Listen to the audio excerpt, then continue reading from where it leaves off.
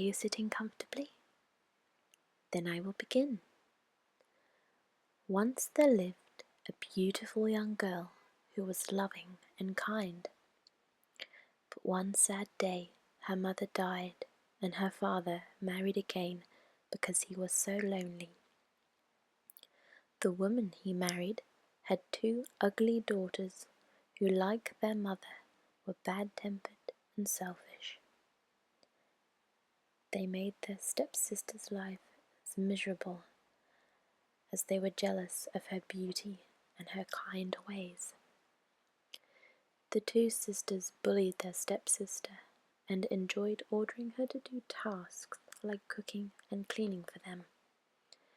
The 2 ugly sisters wouldn't allow her in the parlour any more, so when her work was done, she would sit by the fire in the kitchen. The sisters thought of a new name for her, Cinderella, because she sat among the cinders and ashes by the fire. But even so, the mean sisters could not change Cinderella's kind nature. Whenever she was lonely, Cinderella would go outside and talk to her friends, the birds and the animals. She saved any leftover food from the kitchen for them, so that they did not go hungry. They soon grew to love her. One day, the ugly sisters received an invitation to a grand ball to be held at the royal palace. We shall be meeting not only all the lords and ladies of the land, but also the handsome prince, they cried.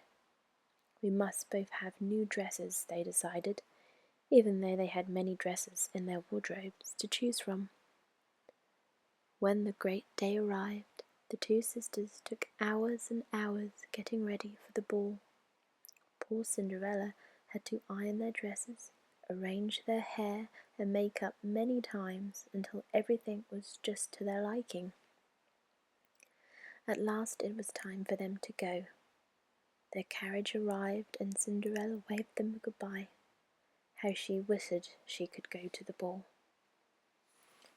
Returning to the kitchen, Cinderella sat by the fire and cried and cried. It's so unfair, she sobbed. Why can't I go to the ball too? You may go to the ball, Cinderella, said a soft voice. I am your fairy godmother, and I have come to grant you wishes. Then Cinderella's fairy godmother asked her to fetch a few things so that she could work a little magic. First of all, I need the largest pumpkin you can find in the garden. Then I will need 4 mice, a rat, and 4 lizards, said the fairy godmother.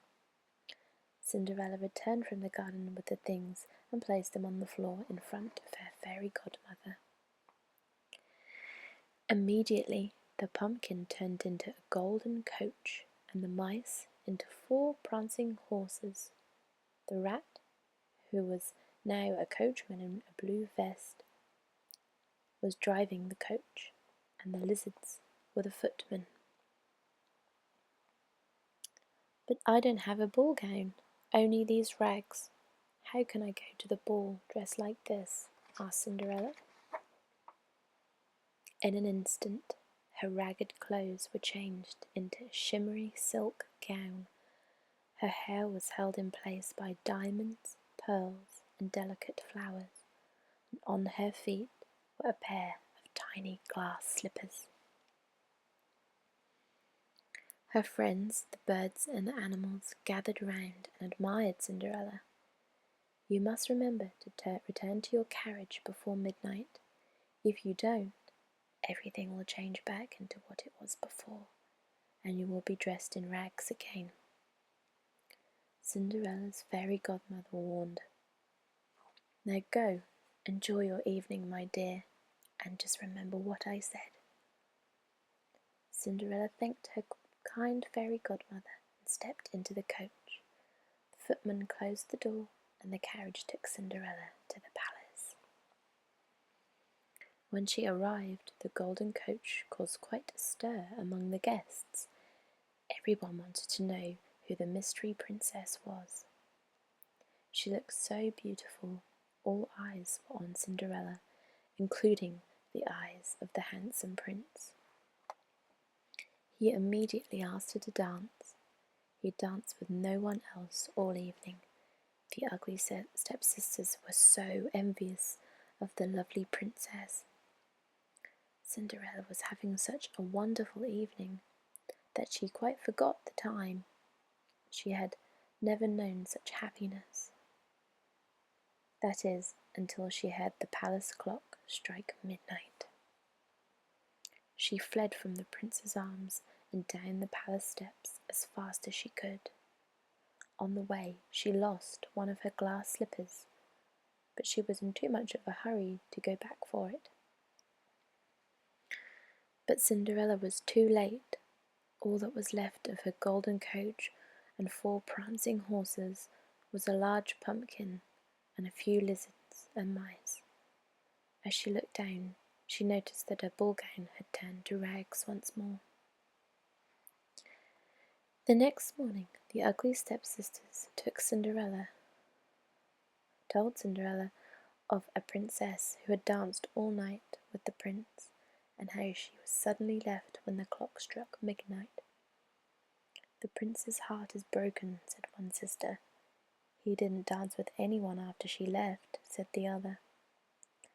At the palace, one of the prince's servants had found the little glass slipper belonging to Cinderella and had taken it to the prince. The prince declared that every lady in the land must try on the slipper, and that he would marry the lady that it fitted. The king's Herland set out to find the mysterious princess. Eventually, they arrived at Cinderella's home, and of course the ugly stepsisters argued who was to try on the slipper first. But it was no good.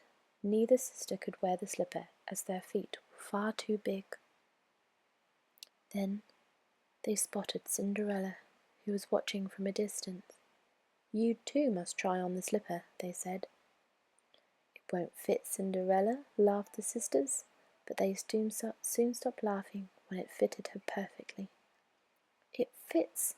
they cried. Immediately the slipper was on Cinderella's foot. Her rags turned into a beautiful gown, so she was no longer a servant girl, but a princess. The king's carriage took Cinderella back to the palace at once. The prince was waiting for her and was overjoyed when he saw this princess again. They both knew that they loved one another, and Cinderella gladly agreed to be the prince's wife. It was the grandest and most romantic wedding the kingdom had ever seen, and everybody was invited, including the ugly sisters, which was more than they deserved. That day there were no 2 people in the world as happy as Cinderella and her prince. The end.